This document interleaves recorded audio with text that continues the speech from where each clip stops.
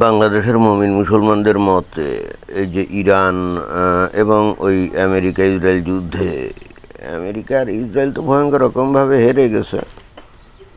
বাংলাদেশের তৌহিদি জনতার তো এটাই মনে করে সুখ পায়, তাই না? যাই হোক, তাদের স্বাধীনতা কি মনে করবে আর না করবে এটা নিয়ে তো আর কিছু বলার নাই, কিন্তু আসলে ঘটনা যে সম্পূর্ণ অন্যরকম সেটা কিন্তু এখন বোঝা যাচ্ছে। ওই যে আলাপ আলোচনার একটা নাম দিয়ে যুদ্ধবিরতি ছিল না, যুদ্ধ কিন্তু সেই বিরতি আরও অনেক আগে শেষ হয়ে গেছে, কিন্তু যুদ্ধ আর শুরু হয় নাই। আমেরিকা এবং ইসরায়েল চিন্তা করে দেখছে যে হুটহাট করে যুদ্ধ এখনও শুরু করে দরকারটা কি।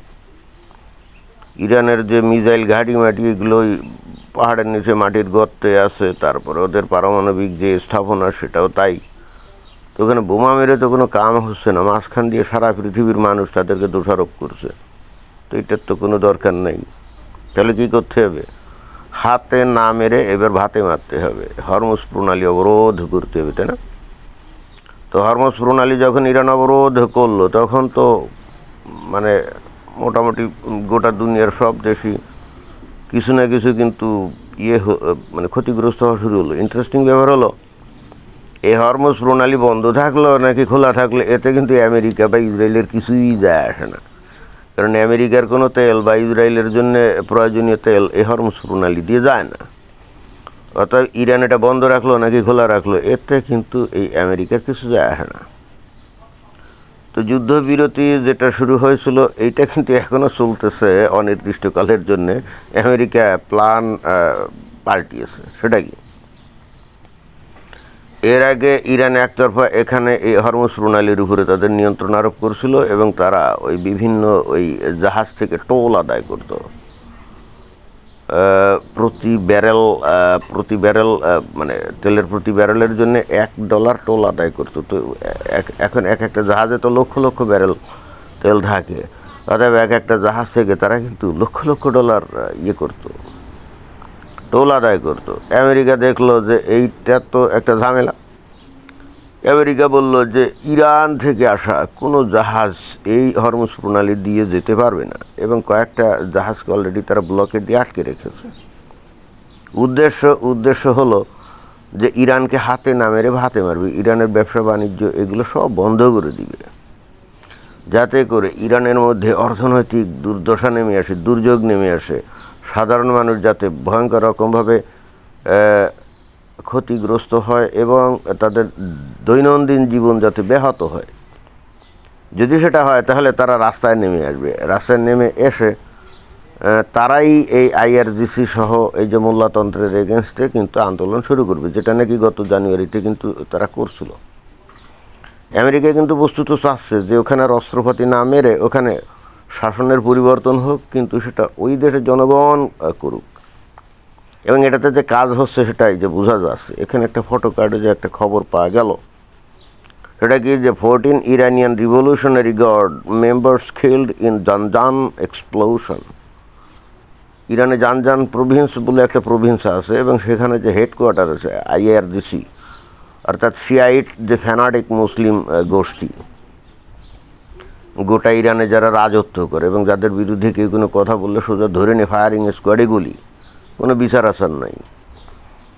একটা ভয়াবহ মধ্যযুগীয় বর্বরতার একটা শাসন এই যে ইরানে চালু। এবং ইন্টারেস্টিং ব্যাপার হচ্ছে এই শিয়া যে মতবাদ সুন্নিদের কাছে সেটা তো মুনাফিকি, তাই না, কুফুরি। বাট এর পরেও কিন্তু এই ইরানের প্রতি সুন্নি মুসলমানদের ভয়ঙ্কর প্রেম। ঠিক আছে, তারা প্রেম করুক, আমাদের কোনো আহিত্য নাই। এখন আমেরিকা চিন্তা করছে কিসের গোলা বন্দুক মারবো, কোনো গুলি বন্দুক মারব না, ওদের ব্যবসা বাণিজ্য পুরো স্তব্ধ করে দেওয়া হবে, এবং সেটাই কিন্তু ঘটতেছে। ইরানের মধ্যে সাধারণ মানুষের জীবনযাত্রা এখন ভয়ঙ্কর রকমভাবে ব্যাহত হচ্ছে। তারা কিন্তু আস্তে আস্তে আবারও ফুঁসে উঠতেছে, এবং যে কারণে বস্তুত এখন তাদের মধ্য থেকেই হয়তো কিছু কিছু গ্রুপ সক্রিয় হয়ে তারা নানা কায়দায় নানাভাবে এই যে IRGCর যে অফিস বা তাদের কেন্দ্র সেখানে বোমা হামলা চালানোর মতো ঘটনা কিন্তু এই যে ঘটাচ্ছে। অলরেডি জানজান প্রভিন্স, সেখানে IRGCর যে হেড কোয়ার্টার ছিল সেখানে তারা গাড়ি বোমা দিয়ে হামলা চালিয়েছে। ফলাফল 14 জন IRGC কমান্ডার তারা সোজা বেহেশতে চলে গেছে 72 হুরিয়ার কাছে। আচ্ছা, এটাও তো একটা সমস্যা, কারণ ওই সুন্নি মতাবলম্বী অনুযায়ী শিয়ারা তো মনে করেন যে মুসলমান না, মানে তারা মুনাফিক কাফির, তাই না? তো তারা মরে গেলে তারা 72 হুর পাবে কী করে? এটাও তো একটা চিন্তার বিষয়। যাকে ঠিক আছে 72 হুর পাক, আর অথবা ওই জাহান্নামে গিয়ে পুড়ুক, আমাদের তাতে কোনো আপত্তি নাই। এখন যেটা বোঝা যাচ্ছে যে আমেরিকা যে স্ট্র্যাটেজি এখানে গ্রহণ করছে যে তাদের ব্যবসা বাণিজ্য বন্ধ করে দাও, হরমুজ প্রণালী একেবারে রুট পুরো ক্লোজ করে দাও, অন্যান্য দেশের জাহাজ যাইতে পারবে, জাস্ট খালি ইরানের যে বাণিজ্য জাহাজ, বিশেষ করে তেলের জাহাজ, যেটা নাকি তাদের লাইফ লাইন। ইরানের অর্থনীতি তো চালু থাকে শুধুমাত্র তেল বিক্রির টাকায়, তাই না? তাদের তো অন্য তেমন কোনো পণ্য নাই রপ্তানি করার। এটা বন্ধ করতে গেলে কী করতে হবে? হরমুজ প্রণালীতে তাদের যে জাহাজ মাছ যেগুলো আছে, যেগুলো ওই ইরানের বন্দর থেকে ছেড়ে আসবে তেল ভর্তি করে, ওগুলোকে আটক করো, বেঁধে রাখো, এবং দরকারে তাদের জাহাজ থেকে তেল বের করে ওগুলো নিয়ে নাও।